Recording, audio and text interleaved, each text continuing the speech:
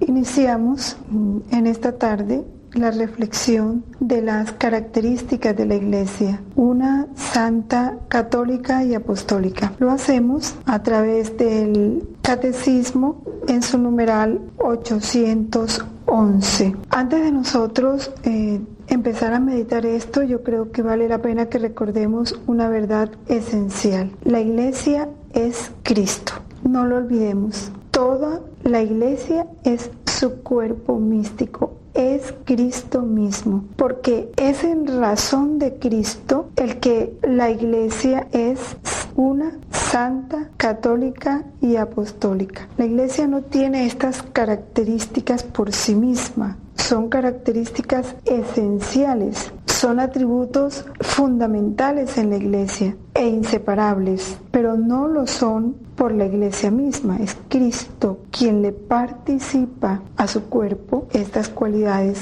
que provienen de Él. Ahora, estas 4 características nosotros las reconocemos solo por la fe, porque la unidad, la santidad, la catolicidad, universalidad de la Iglesia son propiedades que tienen un origen divino. Así lo dice el Concilio Vaticano I. La Iglesia por sí misma es un grande y perpetuo motivo de credibilidad y un testimonio irrefutable de su misión divina a causa de su admirable propagación, de su eximia santidad, de su inagotable fecundidad en toda clase de bienes, de su unidad universal y de su invicta estabilidad. No es sino mirar un poco la historia de la humanidad y dentro de ella la historia de la Iglesia. Por cuántos ataques, por cuántas vicisitudes, por cuántos conflictos y resquebrajos ha pasado la Iglesia. El mundo y el demonio han tratado de destruirla desde dentro, pero no han podido. Aquellas palabras de Jesús, las puertas del infierno no prevalecerán contra ella, se han cumplido en cada una de esas etapas bien fuertes que la Iglesia ha vivido. Ese es, como dice el Concilio Vaticano II, es una causa de descredibilidad de la Iglesia, su perpetuidad a través del tiempo y de las circunstancias, su santidad. Solo en la Iglesia Católica se encuentran santos, de la talla de una Santa Teresa, de una Madre Teresa de Calcuta, de un Padre Pío. En cual otra religión vamos a encontrar nosotros santos? Si los hubiera habido ya los conociéramos, no los ha habido, porque la santidad solo se da en la Iglesia Católica. También su propagación es la única institución universal que abarca todos los países y donde no se le ha podido combatir pese a que ha tenido fuertes enemigos. Vamos entonces ya a ver de una manera muy particular cada una de estas características. Vamos a considerar su unidad a partir del numeral 813 del Catecismo. La Iglesia es una debido a su origen. Vamos a ver algunas frases importantes y luego las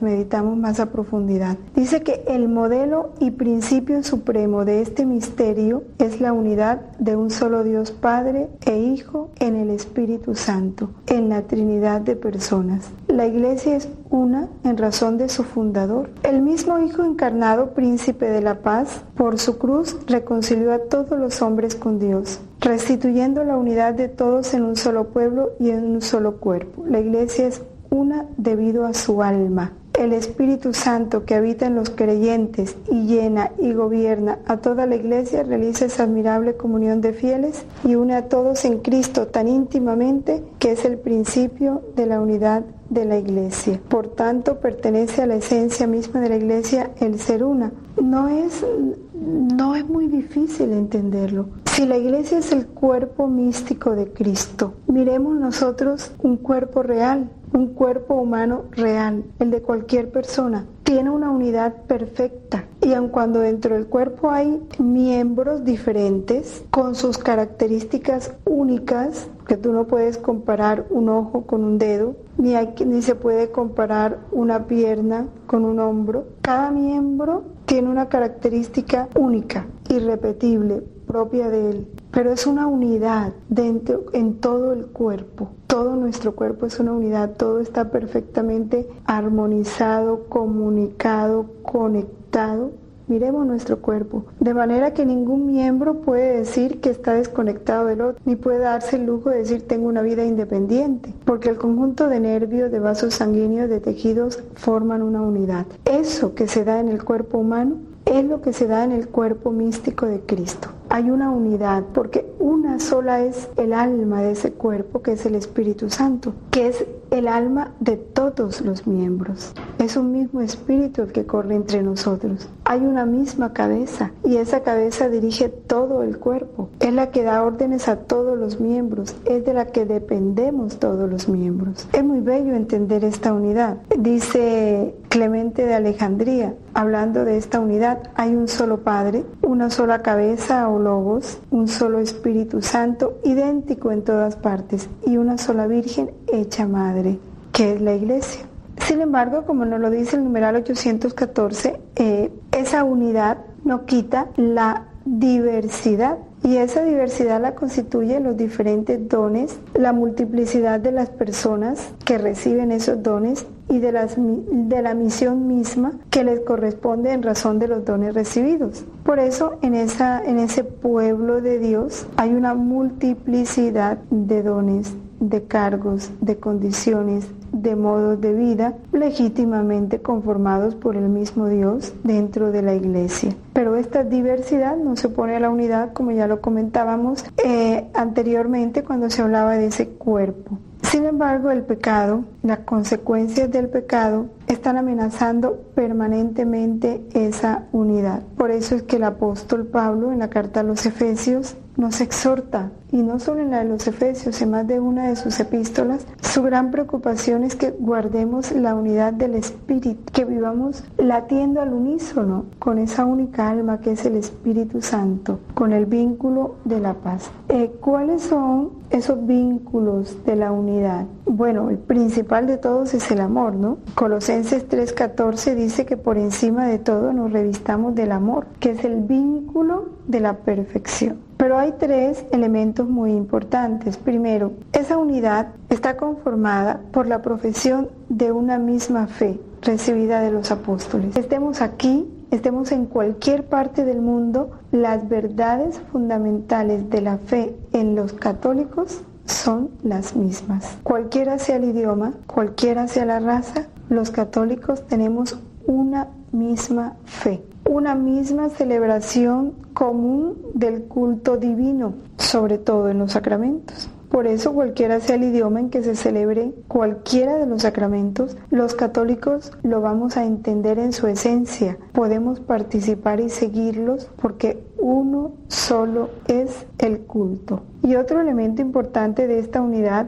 es la sucesión apostólica por el sacramento del orden, que conserva esa concordia fraterna, esa unidad. Todos obedecemos a un mismo pontífice. Los obispos en cada diócesis, pese a que tienen una libertad dentro de su diócesis, tienen unas normas comunes que hace que nos identifiquemos en la profesión de esa misma fe y en la celebración de ese mismo culto. Esa única Iglesia de Cristo, nuestro Salvador, se la entregó Pedro a los apóstoles. Primero pues se la entrega a Cristo a Pedro, ¿no?, para que la pastoree, y luego Pedro la deja a los apóstoles que le suceden en el gobierno de esa iglesia. Hay una parte del decreto sobre el ecumenismo del Concilio Vaticano II que me parece muy importante que nosotros hoy lo tengamos en cuenta.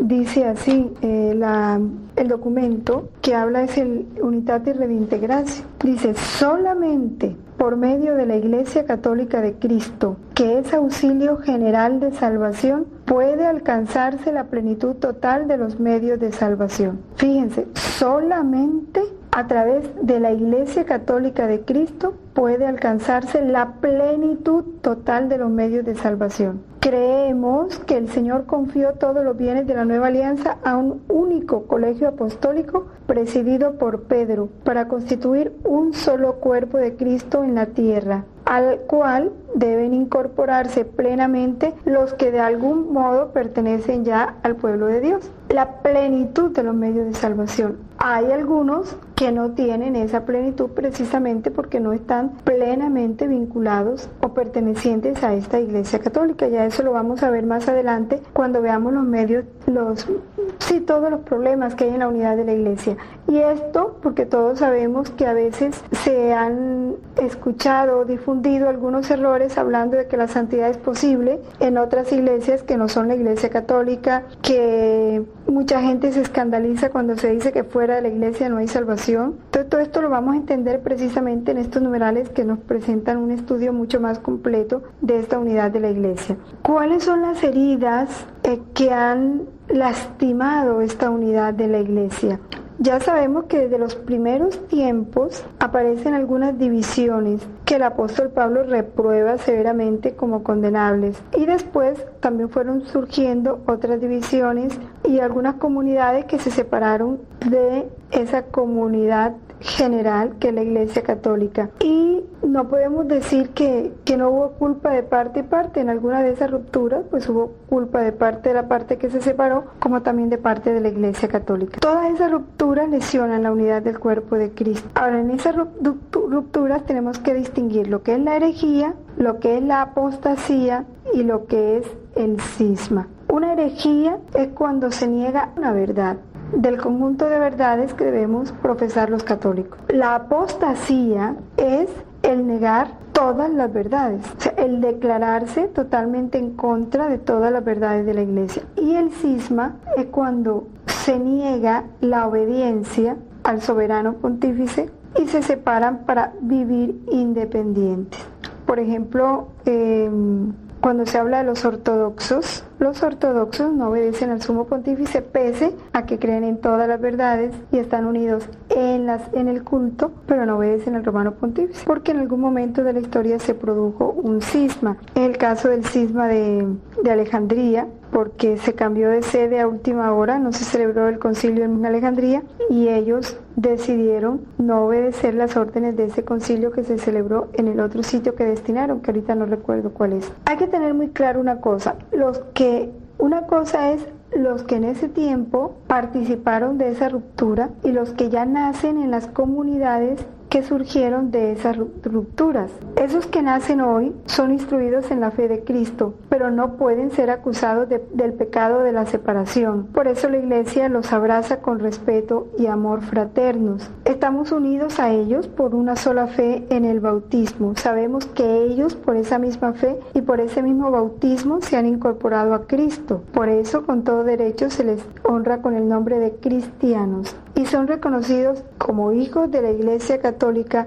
son reconocidos por los hijos de la Iglesia Católica como hermanos en el Señor. Es el caso de los protestantes actuales, que nacen en una familia protestante, se educan como protestantes, pero no son ellos culpables de esa ruptura. Ahora, muchos elementos, dice aquí el numeral 819, que muchos elementos de santificación y de verdad existen fuera de los límites visibles de la Iglesia Católica. Es muy importante entender esto, fuera de los límites visibles de la Iglesia Católica. ¿Por qué? Porque la Iglesia es Cristo. Y si pongamos en alguna iglesia protestante o musulmana, esos que nacen protestantes o musulmanos son dóciles a esas semillas del verbo que Dios ha puesto en sus corazones y van buscando sinceramente la verdad, pueden profesar su fe en Cristo y dijéramos por esa fe, lo que sería el bautismo de deseo, ¿no? Pueden estar incorporados en la Iglesia de Cristo y pueden pertenecer a ella.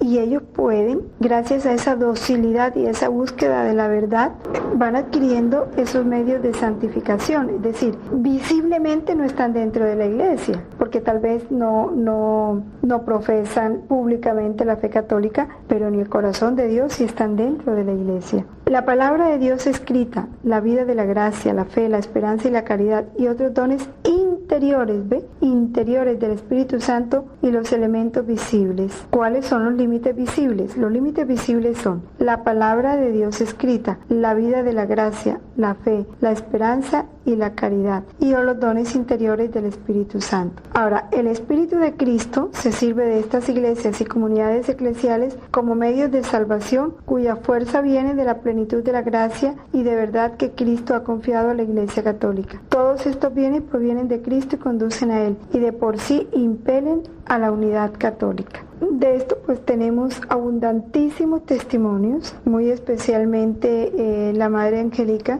en uno de sus programas de vuelta a casa o de regreso a casa, dedicados especialmente a mostrarnos cómo hermanos de otras religiones, por la búsqueda de la verdad, por la meditación de la palabra, fueron llegando a esta iglesia, a nuestra iglesia católica. Porque como dice San Pablo, ¿no? El que busca la verdad sale a su encuentro.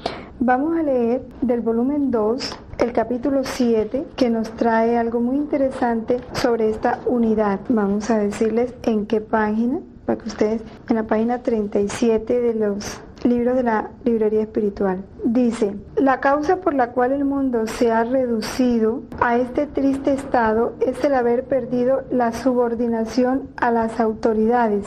Y como la primera autoridad es Dios, al cual los hombres se han revelado, como consecuencia ha llegado a perder toda sujeción y dependencia de la Iglesia, de las leyes y de todos los demás que se llaman jefes. Ay, hija mía, ¿qué será de tantos miembros infectados por este mal ejemplo, dado por aquellos mismos que se dicen jefes, es decir, por los superiores, los padres y tantos otros?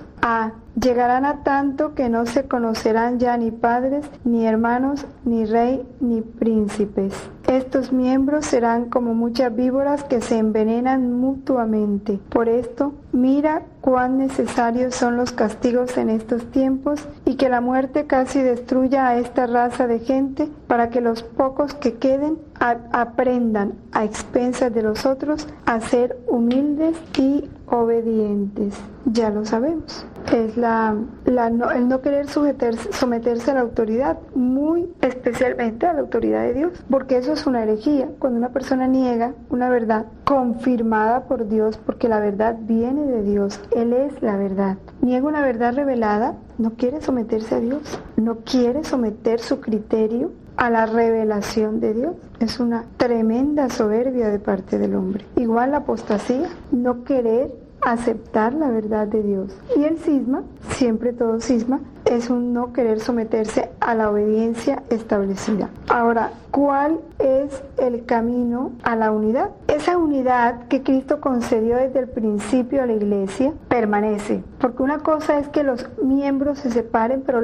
la iglesia en su esencia sigue siendo una. Porque, ya lo decíamos, es un atributo esencial de Cristo. Y los atributos de Cristo nadie los toca. Cristo le participa a los miembros de su cuerpo estos atributos. Entonces su cuerpo místico es uno en razón de Él mismo. Ahora esa unidad va en crecimiento, ¿no? Hasta llegar a la perfección. Cristo da permanentemente a su iglesia este don de la unidad, pero la iglesia debe orar y trabajar siempre para mantener, reforzar y perfeccionar esa unidad que Cristo quiere para ella. Ahora, es muy importante, aquí está, ¿dónde y cuándo se da esta unidad? ¿Qué es lo que hace la unidad en la Trinidad? La voluntad. El Padre, el Hijo y el Espíritu Santo son uno en la voluntad. La unidad de la iglesia se va intensificando en la medida en que cada uno de sus miembros nos vamos unificando a esa voluntad de la Trinidad. Porque Cristo, siendo la segunda persona de la Santísima Trinidad, es igual al Padre y al Espíritu Santo. Es uno con el Padre y uno con el Espíritu Santo. Y en la medida en que nosotros seamos uno con Jesús, seremos uno con el Padre y uno con el Espíritu Santo y vamos contribuyendo a esa unidad de la iglesia. Es imposible trabajar por la unidad de la iglesia al margen de esta unificación de nuestra voluntad con la voluntad de Dios. Por eso es que Jesús reza en el Evangelio de San Juan, en su capítulo 17, Padre, que todos sean uno, como tú, Padre, en mí y yo en ti, que ellos sean también uno en nosotros, para que el mundo crea que tú me has enviado. Ahí está la razón de ser de la unidad. Por eso se exige, este llamado a la unidad exige una renovación permanente de la iglesia en una fidelidad mayor a su vocación. Pero ¿cuál es la vocación? Hacer una, como el Padre y Jesús son uno. Esa es la vocación de la iglesia, la unidad en la Trinidad. Y esta renovación permanente para acrecentar, intensificar, hacer cada vez más sólida esa unidad, ese es el alma del movimiento. ¿Ve? Porque el anhelo de Dios de que se establezca este reino de su voluntad, porque es el reino de su voluntad el que nos llevará a esa unidad. Otra exigencia es la conversión del corazón, sin lugar a dudas, que en traducción, si lo vamos a traducir el lenguaje del reino, esa conversión del corazón es una muerte a la voluntad humana, para dejar que la de Dios viva en nosotros. Es llevar una vida más pura, según el Evangelio. ¿Cuál es la pureza? La pureza es una vida divina. Nosotros no estamos llamados a vivir una vida humana, sino una vida divina. Porque la infidelidad de los miembros al don de Cristo es la causa de las divisiones. ¿Cuál es el don de Cristo? Él mismo, su misma vida, es el don que Cristo nos da, su misma vida, para que la vivamos, para dejarlo a Él vivir en nosotros y nosotros vivir en Él. El no ser fiel a esa vocación, el no ser fiel a ese don de Cristo es lo que causa la división. La oración en común, porque esta conversión del corazón y santidad de vida, junto con las oraciones privadas y públicas por la unidad de los cristianos, deben considerarse como el alma de todo el movimiento, de todo ese movimiento ecuménico. La fraternidad y ese conocimiento recíproco, la formación ecuménica de los fieles y especialmente de los sacerdotes. Bueno, otro elemento importante, lo coloca aquí el catecismo, es el diálogo entre los teólogos y los encuentros entre los cristianos de diferentes iglesias y comunidades. Pero fíjense, esto último tendrá resultado si se ha comprendido lo anterior, porque si no hay en el corazón de esos teólogos o de esos jefes de iglesias la disposición y la apertura a la verdad de Dios, venga de donde venga, por cualquier instrumento, nunca esos diálogos no llegarán a nada, porque cada uno se propondrá mantener su posición y defender sus puntos de vista, y eso no conduce a ninguna unidad. Vamos a leer en el volumen 3, el capítulo 51, y después leemos los del volumen 4, que también hay algunos muy importantes.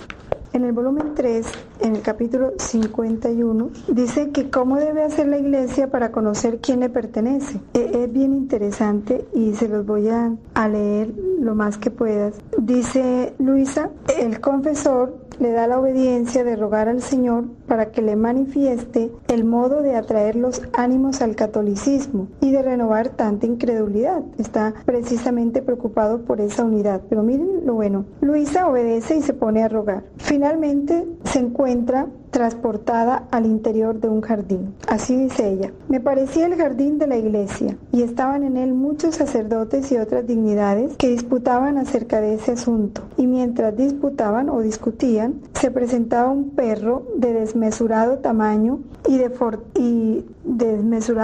fortaleza. La mayor parte de todas esas personas que estaban ahí quedaban tan aterrados y abatidos que llegaban a dejarse morder de aquella bestia, y luego se retiraban acobardados por la acometida. Solo que aquel perro enfurecido no tenía fuerza para morder. Miren qué interesante, no tenía fuerza para morder a los únicos que tenían a Jesús como centro en su propio corazón, de modo que formaba el objeto de todas sus acciones, pensamientos y deseos. Ah, sí, Jesús formaba el sello de estas personas, y la bestia quedaba tan débil que no tenía fuerzas ni para respirar. Mientras ellos disputaban, yo sentía detrás de mis espaldas a Jesús que decía: todas las demás sociedades conocen quién pertenece a su partido, solo mi iglesia no conoce quiénes son sus hijos. Y mira el consejo que da, y lo da el mismo Jesús. Dice, el primer paso para conocer quiénes son realmente los verdaderos hijos de la iglesia,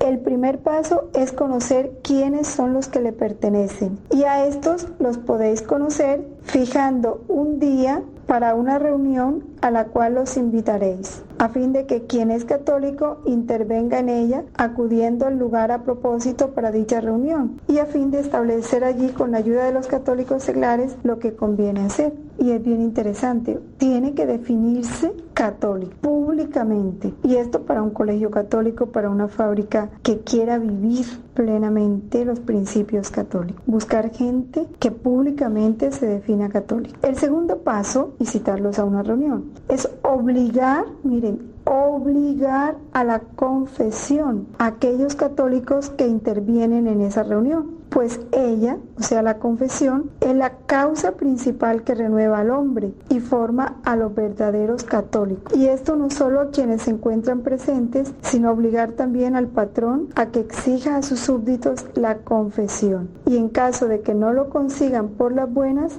a que los despidan de su servicio. Obligarlos a que se confiesen. Y en caso de que no consiga obligarlos, pues que los despida. Qué interesante, ¿no? Pero esto, en este tiempo dicho al mundo, desataría una persecución pero tremenda, como se ha desatado la persecución contra los que colocan símbolos religiosos en las aulas. Ya hasta la ley se los está prohibiendo. Ahora, cuando ya el sacerdote haya formado al grupo de sus católicos, podrá avanzar a otros pasos superiores, puesto que el reconocer la oportunidad del tiempo para adentrarse en los partidos y la prudencia en manifestarse es como la poda de los árboles que hace producir abundantes y sazonados frutos. Pero si no se poda el árbol, presenta así una hermosa pompa primaveral y de flores, pero apenas cae una escarcha o apenas sopla un viento, como el árbol no tiene suficiente humor y fuerza con que sostener tantas flores para transformarlas en frutos, resulta que caen las flores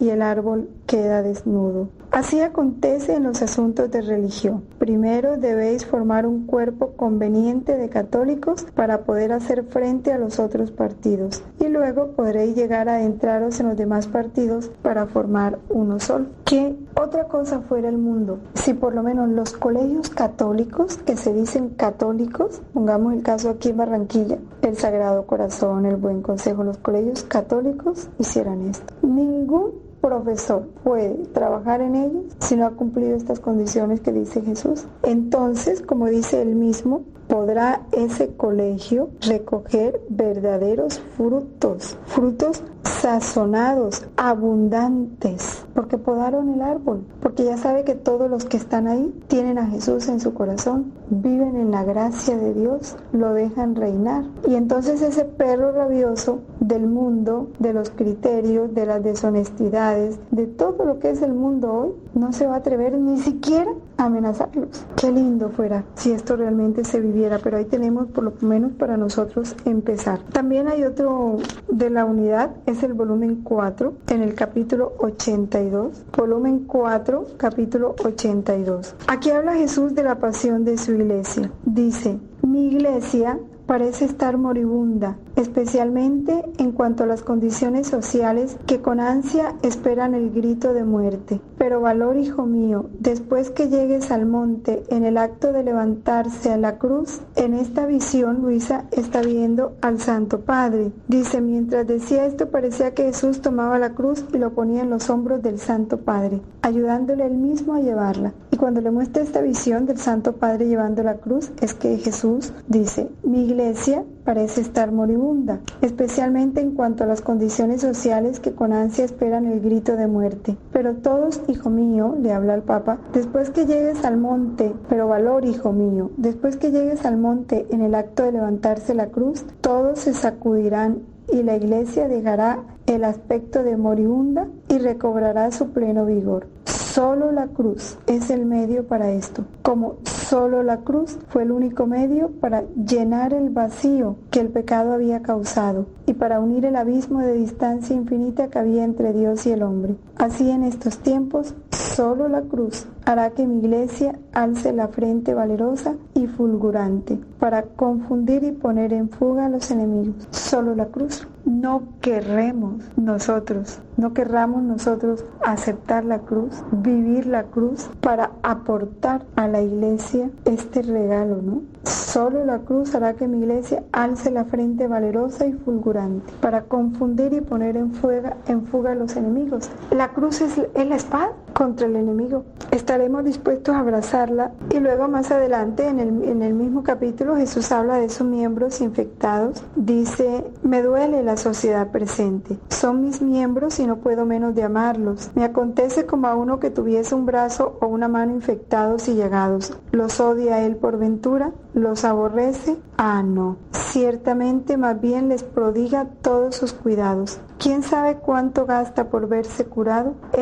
Su miembro enfermo es la causa de que le duela todo el cuerpo y le tiene oprimido y afligido a tal punto que no llega a obtener su intento, que es verse curado. Así es mi condición. Veo a mis miembros infectados y llagados. Experimento dolor y pena y por esto me siento más inclinado a amarlos. Oh, qué distinto es mi amor del de las criaturas. Yo estoy obligado a amarlas porque son cosa mía, pero ellas no me aman como cosa suya y si me aman por su propio bien. Vamos entonces a continuar con la segunda característica, la santidad. La fe en Cristo, volvemos a lo mismo, si la iglesia es Cristo y Cristo es la segunda persona de la Santísima Trinidad, santo, santísimo, la iglesia no puede dejar de ser santa, porque precisamente el primero es su cuerpo místico, segundo nosotros sabemos que Jesús murió en la cruz para santificar a la iglesia, Él se dio todo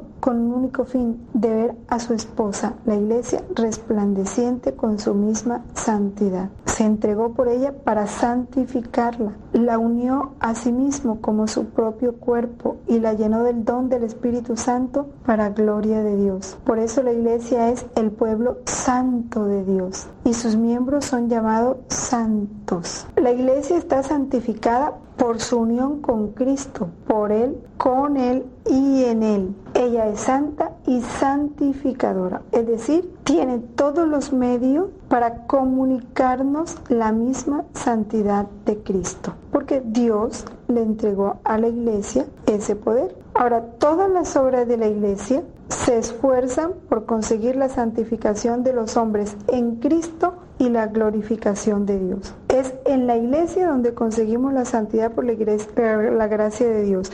Aquí hay algo muy importante y como quisiera yo que nunca se nos olvidara y pudiéramos difundirlo. Esta parte que dice aquí, todas las obras de la iglesia se esfuerzan en conseguir la santificación de los hombres en Cristo y la glorificación de Dios, porque la iglesia es santa en sí misma y santificadora. De igual modo, cada miembro de esa iglesia tiene que tener estas dos características. Debe ser santo y santificador en cuanto que las obras que realice, que serán las mismas obras de Cristo, si es santo, no tendrán otro fin que invitar, promover la santidad. Ahora, la pregunta que nos tenemos que hacer es si los miembros, dijéramos, todas las obras que actualmente realiza la Iglesia, obras apostólicas, todas las obras de los diferentes grupos apostólicos que hay en las parroquias, ¿tienen este fin? ¿Han comprendido cuál es su verdadera meta? Que no es otro que la gloria de Dios, hacerse santo y glorificar a Dios. Si se trabaja con enfermos, debe ser darles a conocer a los enfermos su vocación a la santidad y animarlos para que la vivan. Si trabajas con niños, igual. Si trabajas con jóvenes, igual. Pero hoy no se habla de santidad. ¿Quién se ocupa de entusiasmar para la santidad después de personalmente saber que tiene el deber sagrado de caminar hacia la santidad? Hoy la santidad se mira como algo extraordinario para algunos pocos y casi que retrógrados, ¿no? Porque ni siquiera es una meta privilegiada, es que ni es deseada y ese es el dolor. La iglesia, pues ya por sí misma, ¿no? Se caracteriza por esa santidad, aunque todavía imperfecta. Sabemos que la imperfección va en razón de sus miembros, porque en sus miembros, en muchos de sus miembros, la santidad está por alcanzar. En unos ya fue alcanzada, en otros está por alcanzar. Todos los cristianos de cualquier estado o condición están llamados, cada uno por su propio camino, a la perfección de la santidad, cuyo modelo es el mismo Padre. Qué importante que esto no se nos olvide. Estamos llamados a la santidad. Deber es un imperativo. Sed santos como mi Padre santo. San Pedro dice, la voluntad del Padre es que seáis santos. Ahora, la caridad, que es el amor a Dios, amor sincero, desinteresado, es el alma de la santidad a la que todos están llamados. Esa caridad dirige todos los medios de santificación, los informa y los lleva a su fin, claro, porque el único fin es la gloria de Dios. El único fin es corresponder a su amor infinito. De esto Santa Teresita tiene una parte muy bella en la historia de su alma, en su autobiografía. Dice: comprendí que la Iglesia tenía un cuerpo compuesto por diferentes miembros. El más necesario, el más noble de todos no le faltaba. Comprendí que la Iglesia tenía un corazón y que ese corazón estaba ardiendo de amor. Comprendí que el amor solo hacía obrar a los miembros de la Iglesia, que si el amor llegara a apagarse, los apóstoles ya no anunciarían el Evangelio. Los mártires rehusarían verter su sangre. Comprendí que el amor encerraba todas las vocaciones, que el amor era todo, que abarcaba todos los tiempos y todos los lugares, en una palabra, que es eterno. Son palabras de Santa Teresita tomadas de su manual autobiográfico. Cristo, santo, inocente, purísimo, no conoció el pecado. Vino solamente a expiar los pecados del pueblo, a pagar por nuestros pecados. La Iglesia, que abraza en su seno a los pecadores, pues todos los que estamos en ella somos pecadores, es a la vez santa y siempre necesitada de purificación, y busca sin cesar la conversión y la renovación. Es un misterio bellísimo, cómo Dios hace que en su Iglesia se den las dos cosas: la santidad purísima de Jesús y una santidad por alcanzar de sus miembros. Todos los miembros de la Iglesia, incluso sus ministros, deben reconocerse pecadores. Es que lo somos. El problema es que no lo reconocemos. Por eso el catecismo nos invita a reconocerlo. No tuviera necesidad ni de decírnoslo, porque si nosotros somos conscientes de nuestra verdad, que es que somos nada y que merecíamos el infierno, que por Jesús no fuimos al infierno, pues no necesitamos que nos digan, que nos reconozcan pecadores. Es que ya de suyo lo sabemos que lo somos, porque en todos la cizaña del pecado ha llegado y se encuentra mezclada con las semillas del Evangelio. La Iglesia pues congrega a pecadores alcanzados ya por la salvación de Cristo, pero aún en vías de santificación. El fin de la Iglesia es que caminemos hacia la santidad.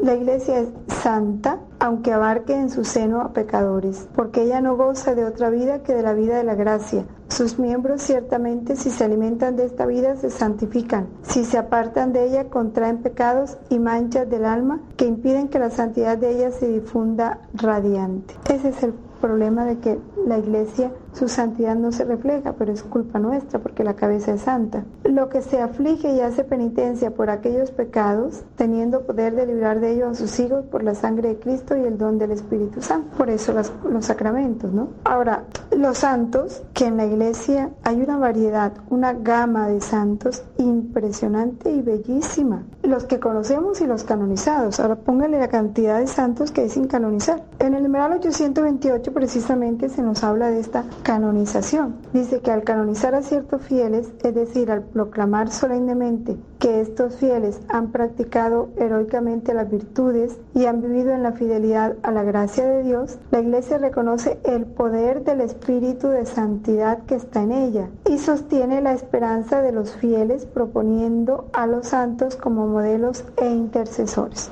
Y es lo que nosotros no debemos olvidar: la fidelidad a la gracia de Dios, la fidelidad al Espíritu Santo, al Espíritu de santidad que está en esa Iglesia. Es bello lo que dice aquí, ¿no? Los santos y las santas han sido siempre fuente y origen de renovación en las circunstancias más difíciles de la historia de la Iglesia. Y es así, no es sino mirarlo. Viene una decadencia en la Iglesia y enseguida Dios suscita un líder, un representante suyo, con virtudes heroicas, como que lo pone bien en alto para que alumbre a todos los de la casa. Un San Francisco de Asís, cuando la Iglesia estaba en el apogeo de las riquezas, manda un San Francisco de Asís pobre, como un signo en el que la Iglesia debe mirarse para retomar el verdadero camino de Cristo del que se había alejado. Por eso es tan importante conocer la vida de los santos, porque en la medida en que tú lo conozcas vas bien, porque cada santo es un don de Dios al mundo, en una época precisa, con unas condiciones precisas y con unos dones específicos para la misión que Dios le ha encomendado, que para unos pudo ser de enseñanza, para otros de testimonio.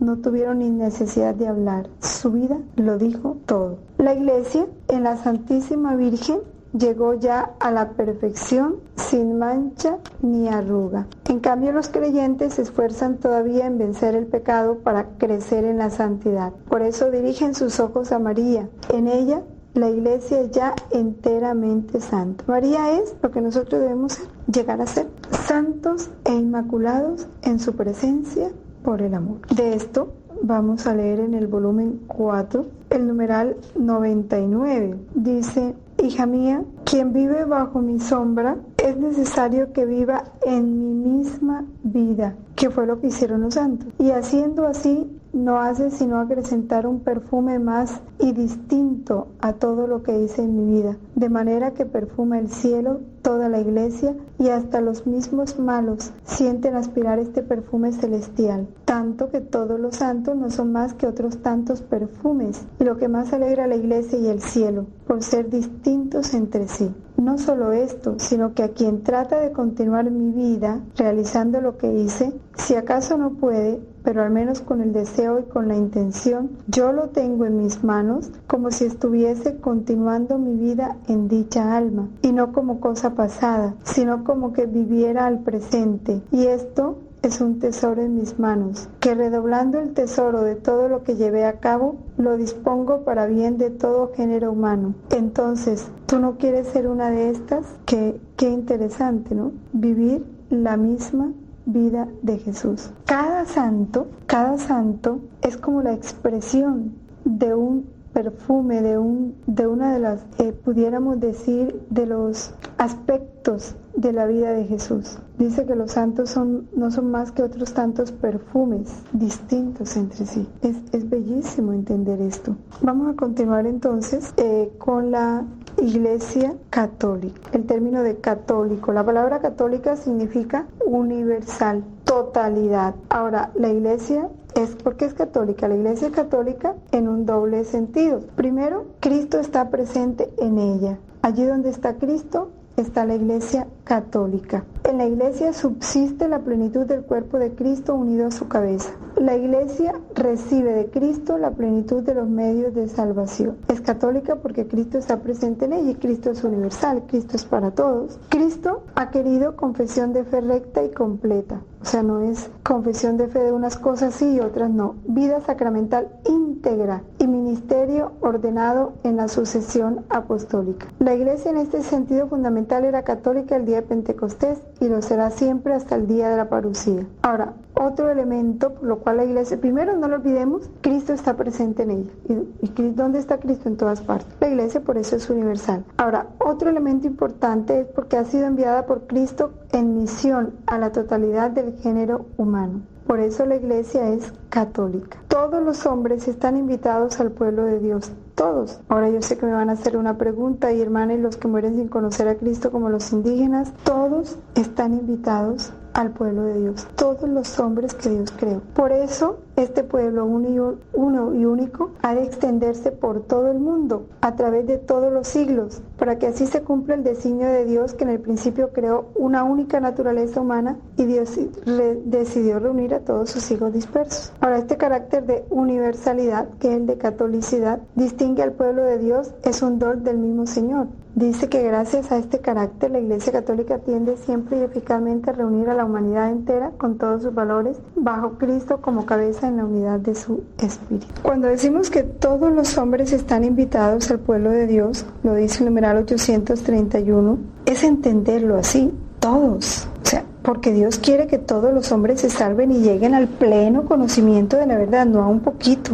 Y Dios sabe que el único medio es la Iglesia, sacramento de salvación. Ahora, Dios tendrá sus modos, ¿no? Porque cuando hablamos del bautismo de deseo, para todos aquellos que no han conocido a Cristo porque no se les ha sido anunciado, que viven en otras regiones totalmente ajenas al catolicismo, pero tienen un corazón y una alma dispuestos a la verdad, deseosos de conocer a Cristo, dóciles a esas semillas del verbo, en cualquier momento Dios, que todo lo puede perfectamente, lo puede incorporar por el bautismo de deseo, por el bautismo de sangre o por el bautismo sacramento. Ahora, cada una de las iglesias particulares es católica. Ahora tenemos que ver qué es una iglesia particular. La iglesia particular es aquella comunidad de creyentes, de fieles, bautizados, unida a su pastor. Esa es una iglesia particular, lo que pudiéramos llamar una diócesis. En ellas se reúnen por el anuncio del Evangelio de Cristo y se celebra el misterio de la Cena del Señor. Ahora, la iglesia particular, como dice el numeral 833, que es la diócesis, es una comunidad de fieles cristianos en comunión en la fe y en los sacramentos con su obispo ordenado en la sucesión apostólica. Estas iglesias particulares están formadas a imagen de la Iglesia universal. En ellas y a partir de ellas existe la Iglesia católica una y única. Vamos a leer el numeral 1369. Toda la iglesia se une a la ofrenda y a la intercesión de Cristo.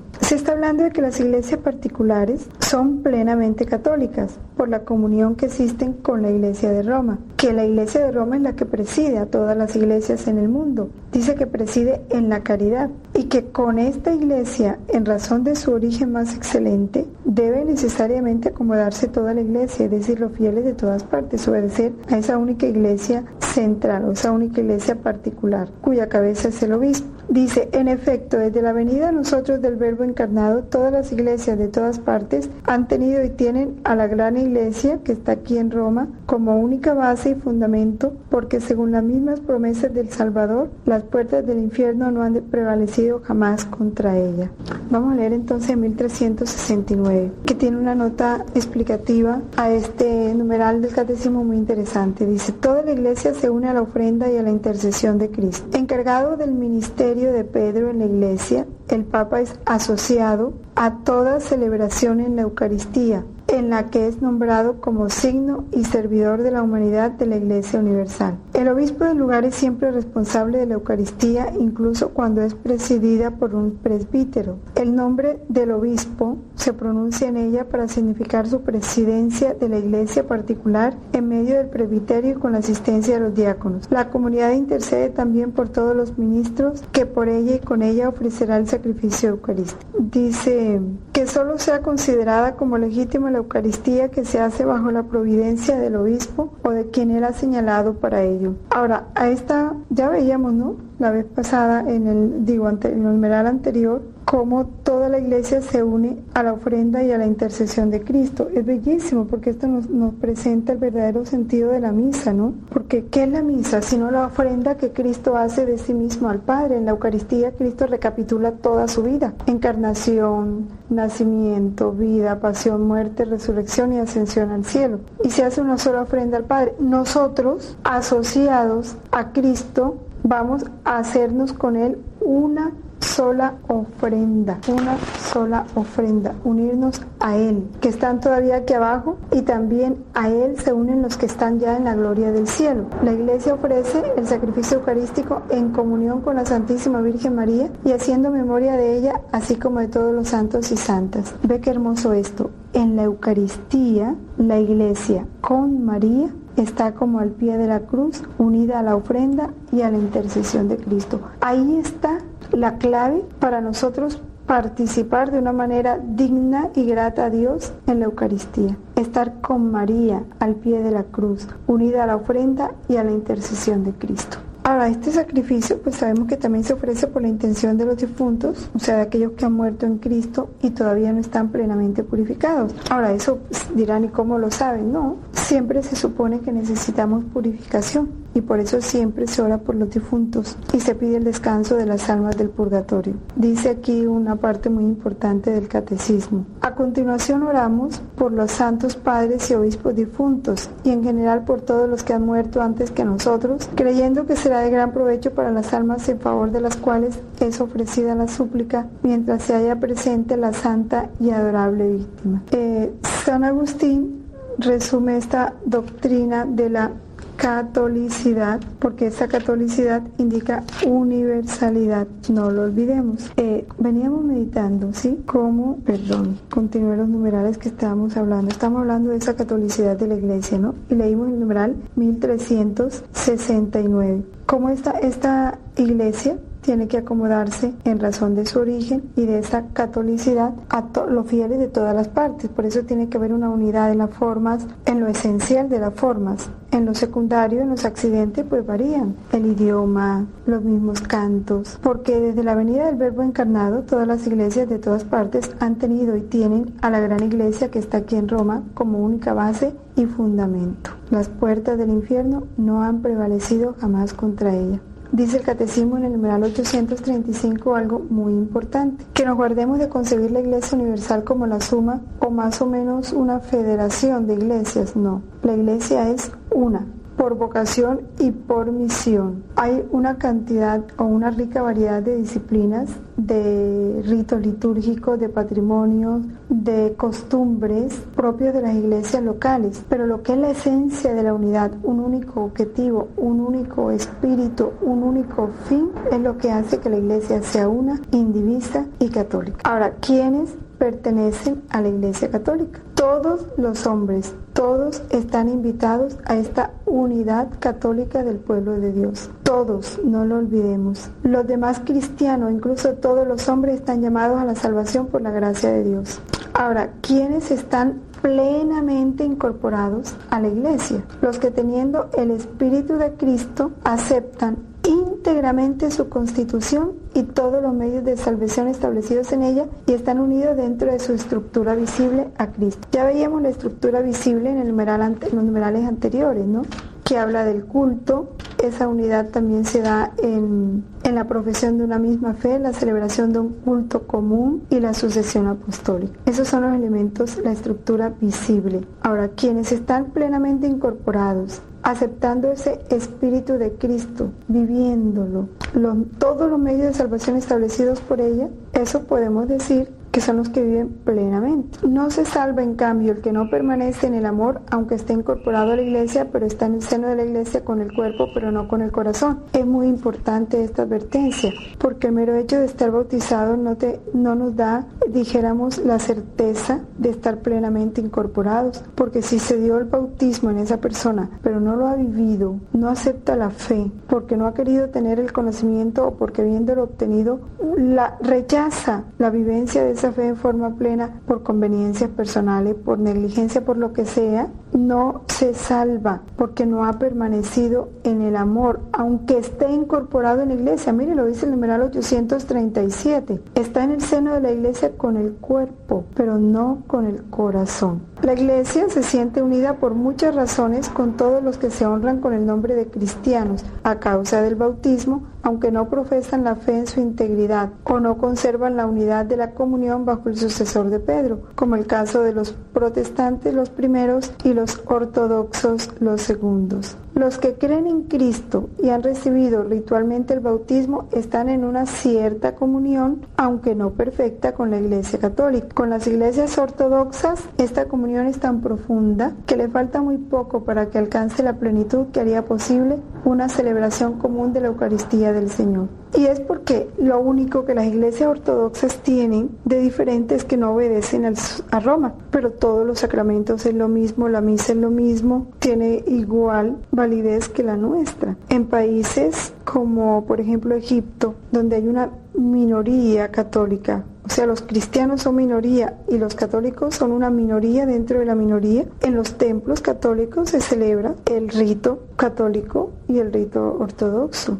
O sea, hay una comunión en cuestión de sacramentos, no así en cuestión de obediencia a Roma, pero por eso dice que la comunión es profunda y le falta muy poco para que alcance esa plenitud. Eso lo dice el Papa Pablo VI en el discurso del 14 de diciembre de 1975. Vamos a leer el numeral 1271, que nos habla del bautismo. Dice que el bautismo es el fundamento de la comunión entre todos los cristianos e incluso con los que todavía no están en plena comunión con la Iglesia Católica. O sea, los protestantes, por ejemplo, el bautismo de ellos es válido. Los que creen en Cristo y han recibido ritualmente el bautismo están en una cierta comunión, aunque no perfecta, con la Iglesia Católica. Justificados por la fe en el bautismo, se han incorporado a Cristo. Por tanto, con todo derecho se honran con el nombre de cristianos y son reconocidos con razón por los hijos de la Iglesia Católica como hermanos en el Señor. Por consiguiente, el bautismo constituye un vínculo sacramental de unidad vigente entre los que han sido regenerados por él.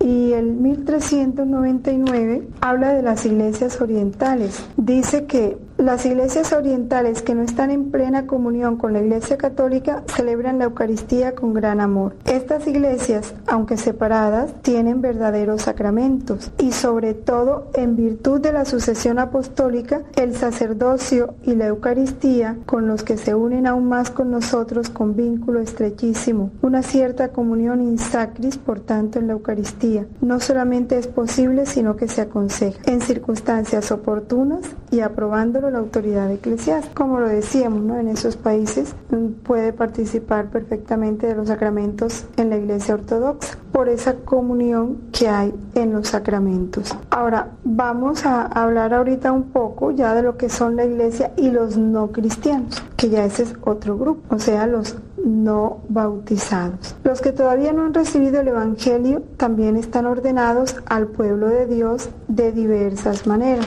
La relación de la Iglesia con el pueblo judío. La Iglesia, pueblo de Dios, en la Nueva Alianza, descubre su vinculación con el pueblo judío, a quien Dios ha hablado primero. Sí, nosotros tenemos que reconocer que ellos son el pueblo elegido. La fe judía ya es una respuesta a la revelación de Dios en la Antigua Alianza, porque el hecho de ser ellos judíos, porque ya quisieron vincularse a ese pueblo de Dios y aceptar a ese Dios, la revelación de Dios. A diferencia de las otras religiones no cristianas, ¿sí? El pueblo judío tiene la adopción filial, la gloria, las alianzas, la legislación, el culto, las promesas y los patriarcas. Sabemos que de todo eso procede Cristo, según la carne, ¿no? Y ellos siguen siendo el pueblo elegido porque los dones y la vocación de Dios son irrevocables, como lo dice Romanos en su capítulo 11, versículo 29. Ahora dice el numeral 840 que cuando se considera el futuro, el pueblo de Dios de la antigua alianza y el nuevo pueblo de Dios tienden hacia fines análogos, la espera de la venida del Mesías. Para nosotros es una vuelta del Mesías, que ya murió, resucitó, fue reconocido como Señor e Hijo de Dios y que vendrá una segunda vez. Pero para ellos, para los judíos, es la venida del Mesías, cuyos rasgos permanecen velados hasta el fin de los tiempos. Espera que está acompañada del drama de la ignorancia o del rechazo de Cristo Jesús, como lo vemos nosotros, ¿verdad? Eso para nosotros es indiscutible. Ya sabemos que el pueblo judío todavía sigue esperando a ese Jesús. Ahora, esta relación de la Iglesia con los musulmanes, o lo que se llaman las religiones monoteístas, ¿no? Los musulmanes profesan tener la fe de Abraham y adoran con nosotros al Dios único y misericordioso que juzgará a los hombres al fin del mundo.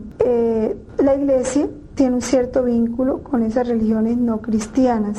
El primer vínculo es el del origen y el fin, pues todos tienden a Dios, ¿no? Todos los pueblos vienen de Dios y tienden a Él. Dios hizo toda la raza humana, es el único Padre de todos. Es en razón de eso que la Iglesia está vinculada con las otras religiones y reconoce en ellas esa búsqueda, todavía en sombras y bajo imágenes, de ese Dios desconocido pero próximo, ya que es Él quien da a todos vida, el aliento y todas las cosas, y quiere que todos los hombres se salven. Esto es lo que hace que la Iglesia esté ahorita, pues uno de los grandes empeños del Papa ahorita, la unión de todas las iglesias, apreciando todo lo bueno y verdadero que encuentra en cada una de las religiones. Le llama siempre esas semillas del verbo, ¿no? Como eso que Dios, ese germen del Evangelio que Dios dejó en cada corazón, como una preparación al conocimiento de ese mismo Evangelio y como un don misericordioso de ese Dios que ilumina a todos los hombres para que lleguen al pleno conocimiento de la verdad y para que todos tengan esa vida de Él que nos quiere comunicar. Los hombres, sin embargo, en su comportamiento religioso,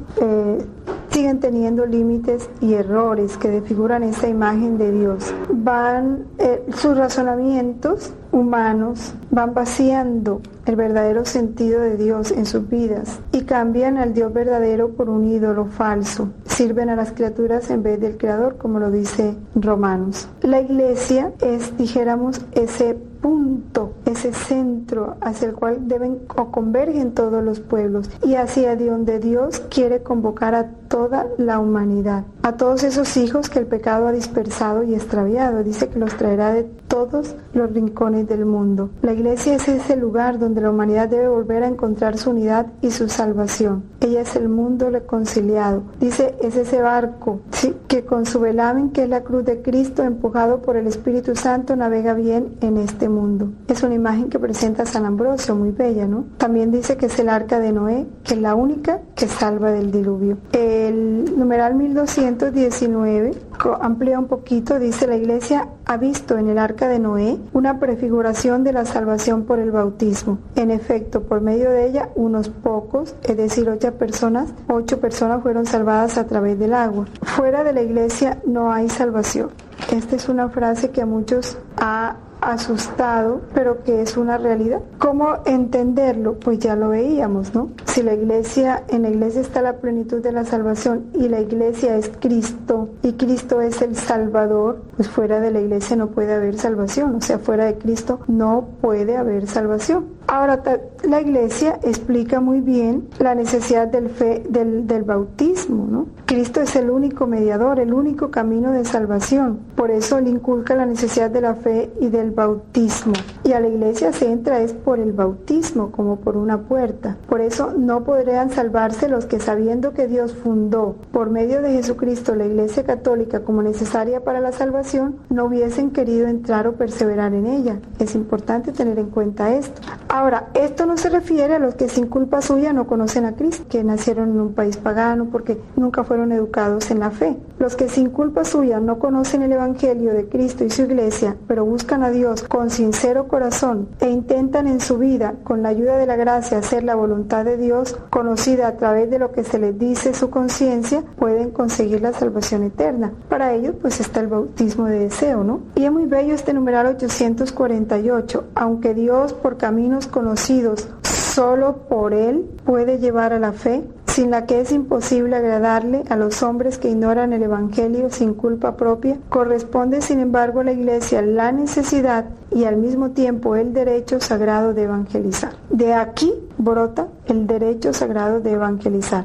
Por eso el mandato misionero es un deber para todo bautizado. Todo bautizado por derecho es misionero. Parte de ese mandato de Cristo, y hacer discípulos a todas las gentes, bautizándolas en el nombre del Padre y del Hijo y del Espíritu Santo, y enseñándoles a guardar todo lo que yo les he mandado. ¿De dónde parte ese origen de la misión y esa finalidad? En la Santísima Trinidad. ¿Ve? Porque en la misión del Hijo y la misión del Espíritu Santo según el plan de Dios Padre. Y el fin de la misión no es otro que hacer partícipe a los hombres en la comunión que existe entre el Padre y el Hijo y en su espíritu de amor. Ahora, si el hombre fue creado para conocer, amar y servir a Dios, todos tenemos que ayudarnos como hermanos para cumplir eso. Y el conocimiento de Dios no se puede dar si no proporcionamos los medios. Por eso el motivo de la misión, ¿cuál es? Dios quiere que todos los hombres se salven y lleguen al conocimiento pleno de la verdad. Dios quiere la salvación de todos por el conocimiento de la verdad. Y a través de la misión se anuncia la verdad, la única verdad, que Dios nos ama, ¿sí? Y la salvación se encuentra en la verdad. Los que obedecen a la moción del Espíritu de verdad están ya en el camino de salvación. Pero la Iglesia, que es la que posee la verdad y a quien se le ha confiado, debe ir al encuentro de los que buscan esa verdad para ofrecérsela.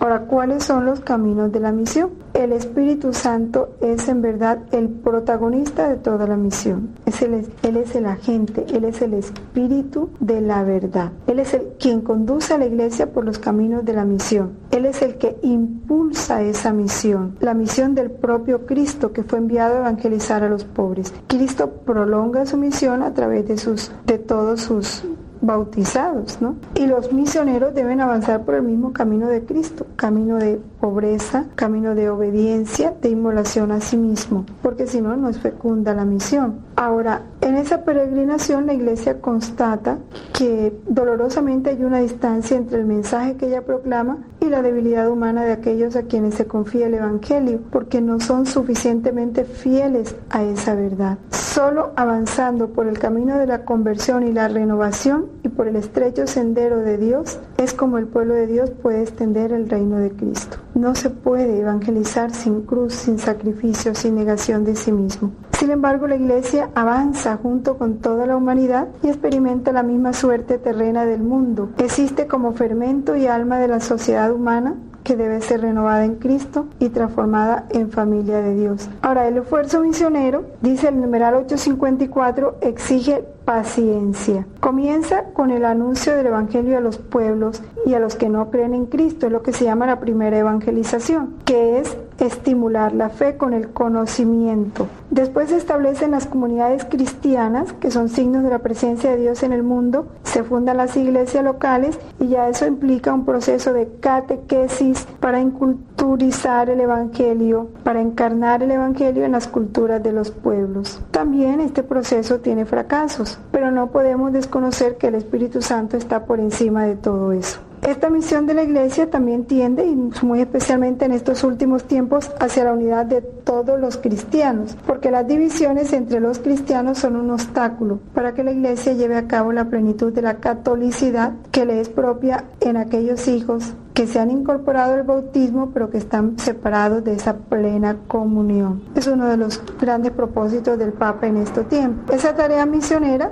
implica un diálogo respetuoso con los que todavía no aceptan el Evangelio. Diálogo respetuoso. Los creyentes, dice el numeral 856, podemos sacar provecho para nosotros mismos de este diálogo, aprendiendo a conocer cuánto de verdad y de gracia se encuentra en las naciones y en los otros pueblos, en las otras religiones. Es como descubrir esa secreta presencia de Dios en ellos. Si ellos anuncian la buena nueva a los que la desconocen, es para consolidar, completar y elevar la verdad y el bien que Dios ha repartido entre los hombres y los pueblos, y para purificarlos del error y del mal, para gloria de Dios, confusión del diablo y felicidad del hombre.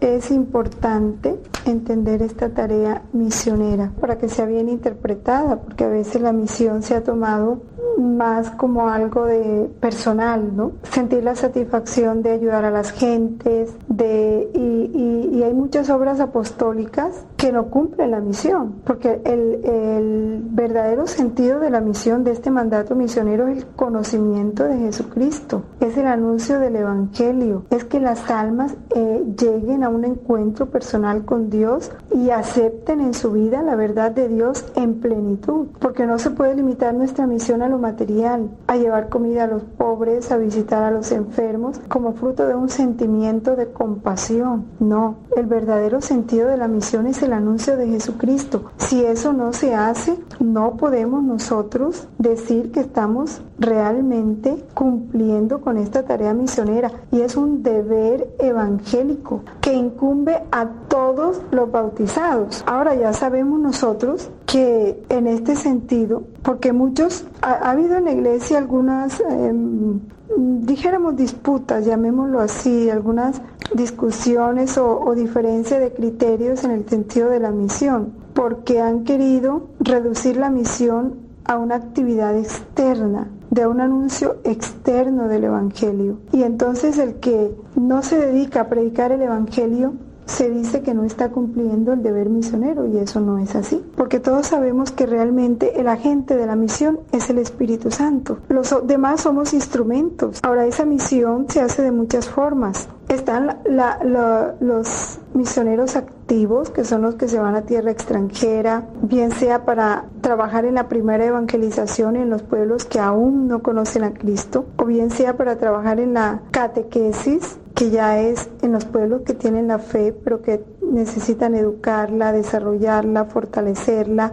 purificarla. Pero también hay otra parte en la actividad misionera, que es la que no se ve, que es, por ejemplo, la de los contemplativos, que son como la levadura de esa misión, porque como ya lo veíamos en el numeral anterior, la misión no se puede realizar si no se vive el Espíritu de Cristo. Hay que poseer el Espíritu de Cristo. Dice, se debe avanzar por el mismo camino por el que avanzó Cristo, el camino de la pobreza, la obediencia, el servicio, la inmolación de sí mismo hasta la muerte. Es así como la sangre de los mártires es semilla de cristianos. Fíjense, y los mártires no predicaron, derramaron su sangre.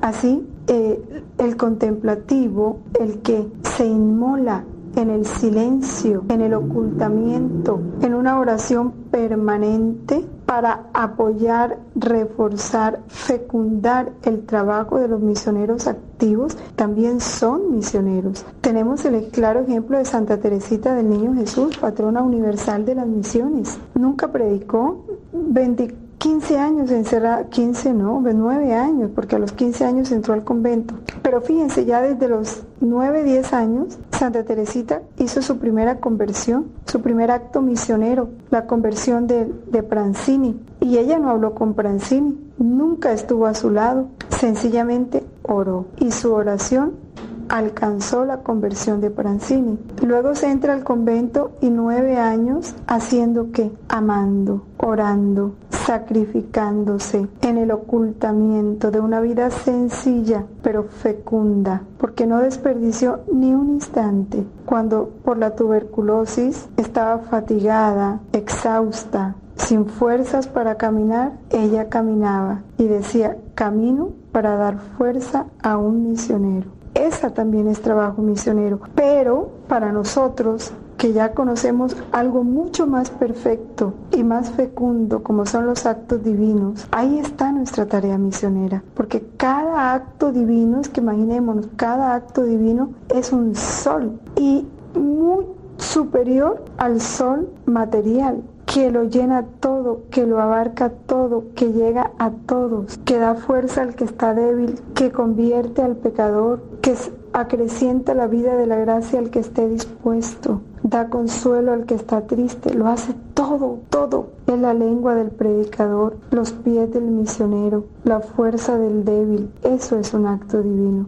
Nosotros con un acto divino hacemos más que un San Francisco Javier, porque ellos tenían límites de tiempo y de lugar. Nosotros con un acto divino no tenemos límite ni de tiempo ni de lugar. Podemos llegar a donde queramos, recorrer el mundo entero en un solo acto, abrazar a todas las almas de todos los tiempos, llegar al purgatorio, al cielo. Es impresionante la gracia que Dios nos da en estos tiempos y no la podemos desperdiciar, porque si a alguno Dios nos va a exigir el cumplimiento de este mandato misionero, es a nosotros y por todo el mundo. Nosotros sí lo podemos cumplir, porque Él nos ha dado una herramienta muy poderosa y es su voluntad, que es inmensa y lo abarca todo, que puede estar en todos los lugares porque su voluntad tiene todos los atributos, el de la ubicuidad para estar en todos los lugares a un mismo tiempo. Así que nosotros sí podemos ir por todo el mundo y anunciar a todas las gentes y bautizar a todas las gentes y santificar y convertir y predicar, llevar luz en la oscuridad. ¿Cuánto? Porque ya no somos nosotros, es el mismo Jesús el que se hace vida en nosotros para abrazar al mundo entero. Qué importante es que nosotros tengamos en cuenta cuánto vale un acto divino. Por eso bien dice Jesús en las alabanzas, le dice a Luisa, ¿cuánto pierdes cuando te detienes? Imagínense cuánto perdemos. Ahora, vamos a hablar entonces, dice, los creyentes pueden sacar provecho para sí mismos de este diálogo, aprendiendo a conocer mejor cuánto de verdad y de gracia se encontraba ya entre las naciones, como por una casi presencia de Dios. Vamos a hablar de la Iglesia Apostólica. La Iglesia es apostólica porque está fundada sobre los apóstoles. Ahora esto en un triple sentido. Primero, fue y permanece edificada sobre el fundamento de los apóstoles, testigos escogidos y enviados en misión por el mismo Cristo. O sea, todos los obispos, sacerdotes que hay ahora vienen directamente como sucesores de los apóstoles. Ahora, la Iglesia es apostólica también porque guarda y transmite con la ayuda del Espíritu Santo que habita en ella la enseñanza, el buen depósito y las sanas palabras oídas a los apóstoles, porque es fiel a la enseñanza de los apóstoles, porque la conserva con sumo cuidado. Y otra de las razones por las que la Iglesia es apostólica, otro sentido,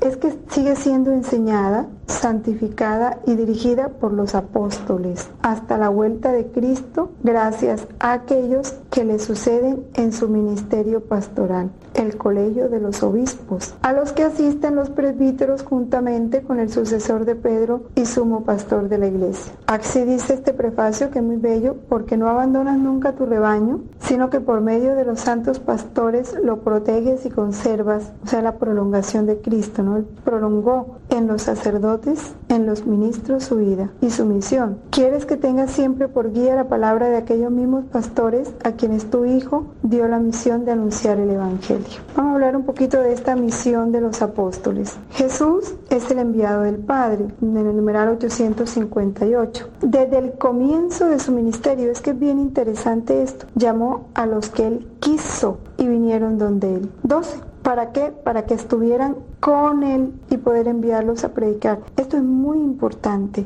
El apóstol, una característica esencial del verdadero apóstol es el que debe estar con Cristo. Por eso dice el Papa en una de sus cartas para el Domingo Universal de las Misiones, dice, el verdadero misionero es el contemplativo, o sea, el que vive inmerso en Dios, el que vive con Él, porque para eso lo eligió Dios, para que esté con Él. Y el santo son enviados a continuar la misión de Cristo. Por eso es que Jesús dice, como el Padre me envió, yo os envío. Quien a vosotros recibe, a mí me recibe. Y esta fe no la podemos perder. Ahora, Jesús también los asocia a esa misión que Él recibió del Padre. Dice, como el Hijo no puede hacer nada por su cuenta, sino que todo lo recibe del Padre que le ha enviado, así aquellos a quienes Jesús envía no pueden hacer nada sin Él. Volvemos a lo mismo, a la inseparabilidad de Jesús. ¿De quién reciben el encargo de la misión y el poder para cumplirla? Cuando Jesús elige,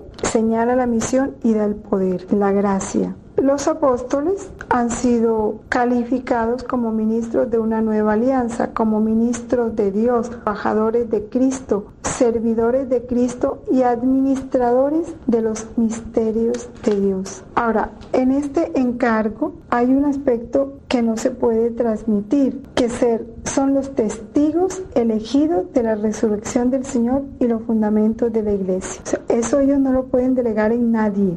O responden o no responden, pero no pueden buscar reemplazos. Pero también hay otro aspecto permanente de esta misión, y es que Cristo les ha prometido permanecer con ellos hasta el fin de los tiempos. El documento Lumen Gentium del Vaticano II en su numeral 20 dice, esta misión divina confiada por Cristo a los apóstoles tiene que durar hasta el fin del mundo, pues el evangelio que tienen que transmitir, fíjese, se tienen, algo imperativo, es el principio de toda la vida de la iglesia. Por eso los apóstoles se preocuparon de instituir sucesores, y se tendrá que seguir dando, ¿no?, la institución de sucesores en esta misión. Vamos a leer en el volumen 7 algunos capítulos que nos ayudan a ampliar mucho esta misión de los apóstoles. Vamos a empezar por el capítulo 39 en el volumen 7. Dice así, está hablando Jesús de los sacerdotes. Esta mañana me parecía ver a sacerdotes y prelados ocupados en intereses propios y en las ciencias humanas,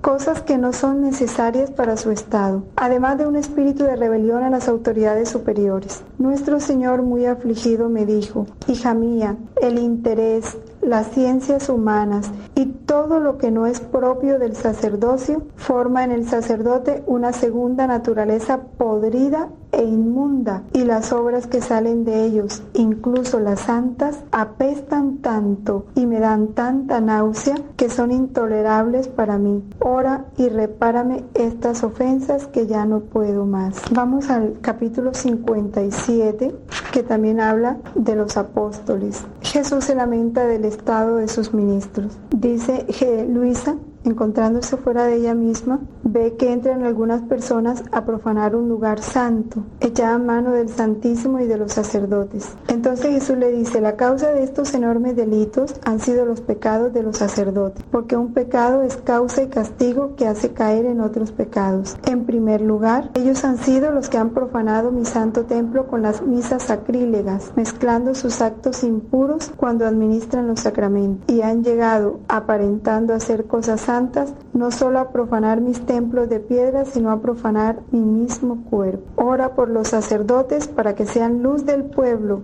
a fin de que, renaciendo la luz, los seglares puedan adquirir la vida y así ver los errores que cometen, y viéndolos tendrán entonces repugnancia de cometer estos graves excesos que serán causa de graves castigos. Y en el capítulo 58, que es el capítulo siguiente, continúa Jesús expresando ese dolor. Dice: hija mía, son tales las amarguras que me dan las criaturas que no puedo contenerlas. Por eso quise participártelas. Todo es afeminado en ellas. Los mismos sacerdotes parece que han perdido el carácter varonil y en cambio han adquirido el carácter femenil. Así que raramente se puede encontrar a un sacerdote de carácter varonil y el resto son todos afeminados.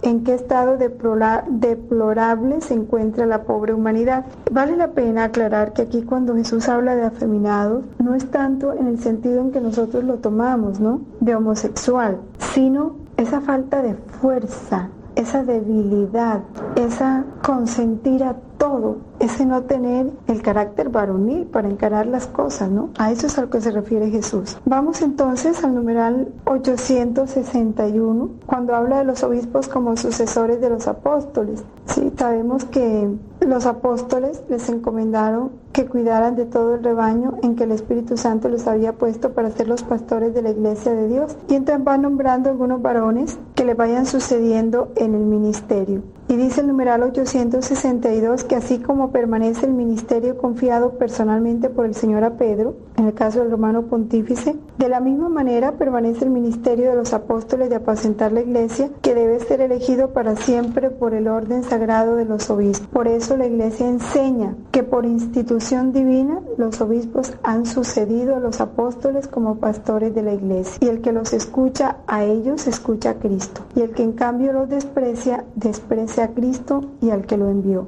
Vamos entonces ya para finalizar a hablar un poco del apostolado, que toda la iglesia es apostólica mientras permanezca a través de los sucesores de San Pedro y de los apóstoles en comunión de fe y de vida con su origen, o sea, con Cristo. ¿Sí? Ella es apostólica porque Jesús la envió al mundo entero, ir por todo el mundo y anunciar a todos lo que yo les he enseñado, el Evangelio. Ahora, la vocación cristiana por su misma naturaleza es también misionera, como habíamos dicho, vocación al apostolado. Ahora, ¿qué es el apostolado? El apostolado es toda actividad que la iglesia realice, o sea, que ese cuerpo místico de Cristo realice para propagar el reino de Cristo por toda la tierra. Todo lo que tienda a la extensión del reino de Dios se llama apostolado. Ahora, ¿cuál es la fuente y el origen de este apostolado? Pues Cristo mismo, que es el enviado del Padre. Por eso que la fecundidad de todo apostolado, tanto en los misterios ordenados como ministerios como el de los laicos, depende de su unión vital con Cristo, y esto sí que es esencial.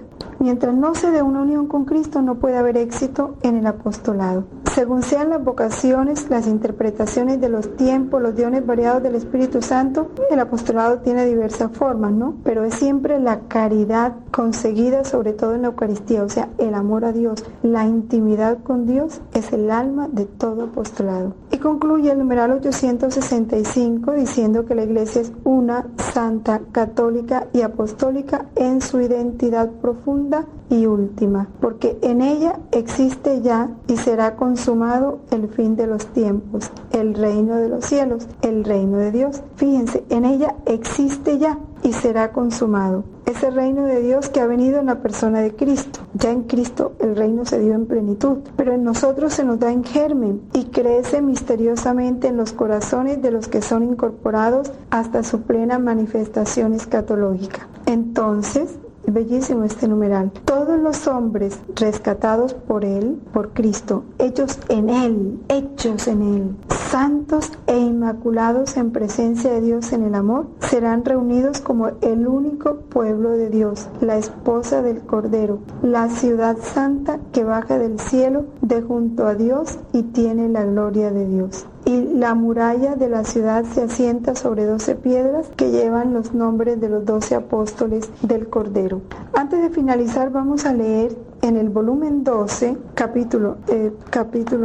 la página 97, bueno, hay 2 capítulos, dice: hija mía, para como están las cosas, solo mi dedo omnipotente puede ajustarlas, y a su tiempo lo pondré. Pero grandes pruebas se necesitan y habrán en el mundo, por eso es necesaria gran paciencia. Hija mía, el más grande castigo es el triunfo de los perversos. Se necesita aún purificaciones, y los malos en su triunfo purificarán mi iglesia, pero después los trituraré y los esparciré como polvo al viento. Por eso no te impresiones por los triunfos que oyes, sino llora junto conmigo por su triste suerte. Y más adelante está hablando también, esto para que entendamos que así haya un aparente fracaso de la iglesia, tener presente que la iglesia resurgirá esplendorosa y gloriosa como la quiere Jesús, porque Él es Él mismo, su cuerpo. Dice, ahora quiero decirte una cosa. Bueno, esto está en el 14 de octubre de 1918 y el 16 de octubre de 1918. Quiero decirte una cosa consoladora. Italia y Francia pierden por ahora y Alemania vence. Todas las naciones tienen sus manchas negras y todas merecen humillaciones. Habrá una guerra general y trastornos en todas partes, con el hierro, con el fuego y con el agua, con muertes repentinas y con males contagiosos renovaré al mundo y haré cosas nuevas. Las naciones harán una especie de torre de Babel, llegarán a no entenderse ni siquiera entre ellas mismas. Los pueblos se rebelarán, todos serán humillados y la paz vendrá solo de mí. Y si oyes hablar de paz, no será verdadera, sino solo aparente. Cuando haya purificado todo, pondré mi dedo de modo sorprendente y daré la verdadera paz. Entonces todos aquellos que fueron humillados volverán a mí, y Alemania será católica. Tengo grandes designios sobre ella. En Inglaterra, en Francia y en los lugares donde se ha derramado la sangre, resurgirá la fe y se incorporarán a mi iglesia y llegará el gran triunfo y la unión de los pueblos. Por eso reza, se necesita paciencia, porque esto no será pronto, sino que se necesitará tiempo. ¿Ven? Es lo que nos decía aquí el único pueblo de Dios, todos los hombres rescatados por Él, hechos en Él santos. Esa es la esperanza que nos tiene que animar, que pase lo que pase, la iglesia resurgirá santa e inmaculada como ella es. Y el reino de Dios llegará a su plenitud. Nosotros no es sino meditar los volúmenes de Luisa y lo vamos comprobando, ¿no? Porque como dice, el cielo y la tierra pasarán, pero mis palabras no pasarán. Las puertas del infierno no prevalecerán contra ella. Ahora, este reino de Dios es un decreto divino y Dios lo cumplirá. En el volumen 20 dice que los que quieran recibirlo por vía de conocimiento, pues lo recibirán por vía de amor. Y los que no lo reciban por vía de amor, pues lo recibirán por vía de dolor, pero se establecerá. Vamos a hacer así rápidamente un resumen. La iglesia es una porque tiene un solo Señor, confiesa una sola fe, nace de un solo bautismo, forma un solo cuerpo y ese cuerpo tiene una única alma que es el Espíritu Santo y una única esperanza. Es santa porque Dios Santísimo es su autor, porque Cristo su cabeza es santa y se entregó por ella para santificarla y porque el Espíritu de Santidad, que es el Espíritu Santo, la vivifica, esa es su alma, aun cuando tenga pecadores que son sus miembros, pero es inmaculada aunque esté compuesta de pecadores y en los santos brilla su santidad. Y María, ella la enteramente santa. Es católica porque anuncia la totalidad de la fe, porque es universal, porque se dirige a todos los hombres, a todos los pueblos y abarca todos los tiempos y por naturaleza es misionera. Y la iglesia es apostólica porque está edificada sobre los cimientos de los apóstoles. Es indestructible, se mantiene infaliblemente en la verdad. Es la única iglesia de Cristo de la que confesamos en el credo, que es una santa, católica y apostólica. Subsiste en la iglesia católica gobernada por el sucesor de Pedro. Y esto para que cuando nosotros digamos en el credo, creo en la iglesia que es una, santa, católica y apostólica, en el fondo ya lo podamos decir con más conciencia y creer de verdad. Vamos a dejar aquí, en la otra clase pues empezamos a partir del numeral 871. En el nombre del Padre, del Hijo, del Espíritu Santo. Amén.